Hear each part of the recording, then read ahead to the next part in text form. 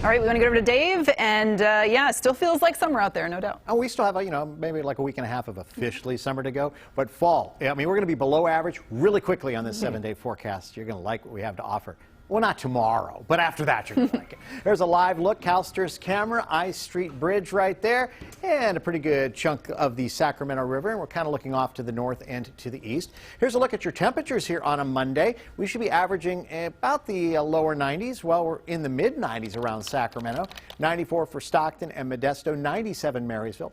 Here comes the humidity, which is right there at 20%. Winds are about almost 10 miles per hour. The west-southwest barometric pressure dropping off at 29.75. So we do have fair skies over the top of us.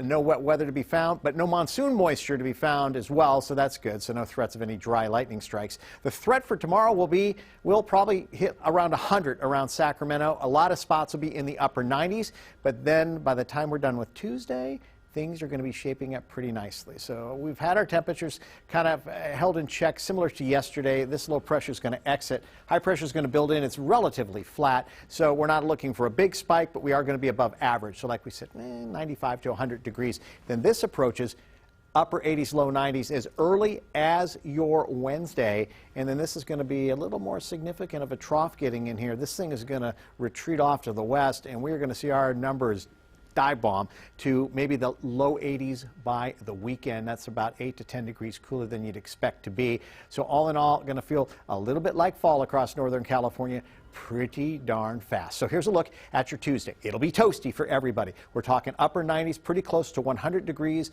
with sunshine in the northern San Joaquin Valley. Winds out of the west at about 10. Right around the Sacramento area, we'll top out at 100 degrees. Upper 90s for Vacaville. Low 100s, maybe 101 out toward Folsom, Elk Grove. Most likely hit about 99 to 100 degrees. For the Gold Country, you're going to end up with daytime highs in the upper 80s to the low to mid 90s. So above average, but not too bad for this time of the year, but not super comfortable because we're starting to see some leaf changes up there. You're going to want to feel like fall. Up toward Plumas County, it's sunny. Daytime highs upper 80s on into the lower 90s. We've got winds out of the north, so any smoke for the Caldor fire is going down this way, so it should be pretty nice. A little warm, but pretty nice. Low to mid 80s up there in the Sierra.